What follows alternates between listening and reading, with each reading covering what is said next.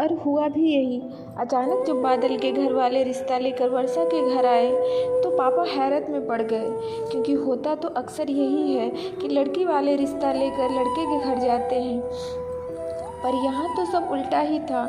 मगर सब कुछ जानने के बाद उन्होंने सोचकर बताने की बात कही, और जब उन्होंने चाचा जी से बात की और चाचा जी ने बादल के बारे में सब कुछ बताया तो पापा को हाँ करना ही पड़ा, क्योंकि वर्षा के लिए बादल से अच्छा लड़का कोई और मिल ही नहीं सकता था। इसके बाद दोनों परिवारों ने मिलकर शादी के पहले की लगभग सारी रस्में अदा कर ली और शादी की तारीख भी तय हो गई। अब तो इंतज़ार बस उसी दिन का था, कब वर्षा दुल्हन बनकर बादल के घर आएगी। इंसान सोचता कुछ और है और होता कुछ और। वो जो सोचता है वो होता नहीं, और जो होता है उसके बारे में वो सोच भी नहीं सकता।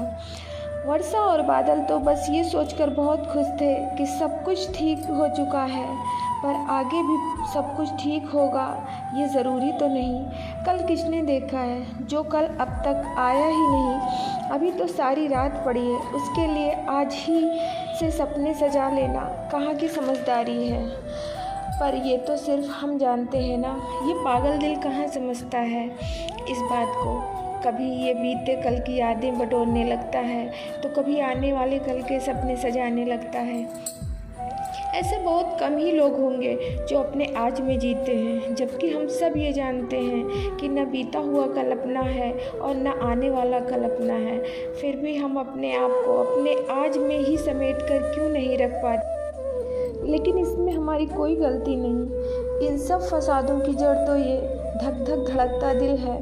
पर क्या किया जाए, इसका रहना भी तो ज़रूरी है, क्योंकि जिस सीने में ये धक धक नहीं होती लोग उसे मरा हुआ कहते हैं। खैर, आसमान पर बादल को घिरते देखकर बारिश का इंतज़ार तो लोग करते ही हैं, भले ही बरसात हो न हो।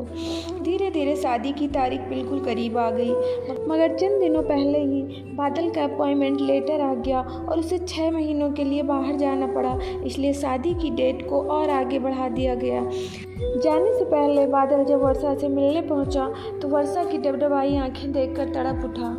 ओहो वर्षा, ये क्या? देखो, अगर तुम ऐसे रहोगी ना तो मैं जाऊंगा ही नहीं।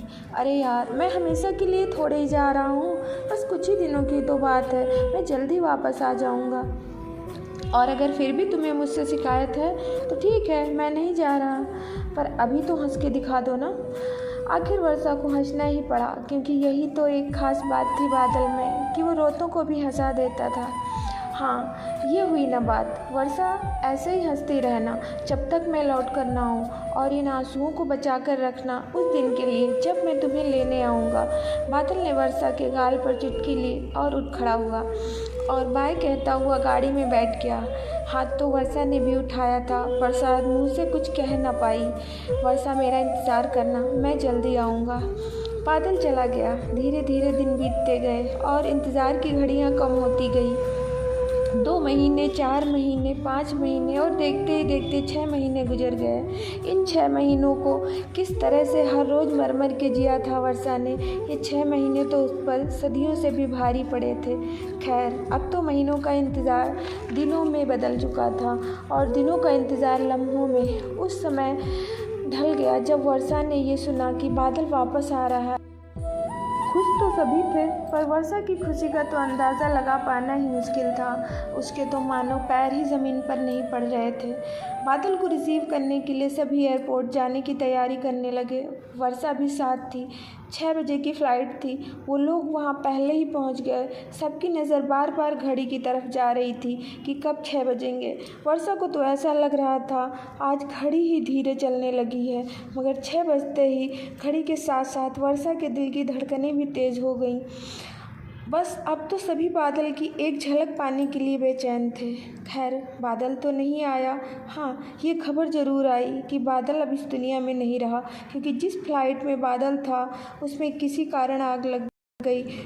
जो आंखें बादल को देखने के लिए इतनी बेचैन थी, उन्हें तो बादल की लाश भी नसीब न हो सकी लिपट कर रोने के लिए, क्योंकि आग लगने के बाद फ्लाइट समंदर में जा गिरी और समंदर की लहरें न जाने बादल को कहाँ बहा ले गई।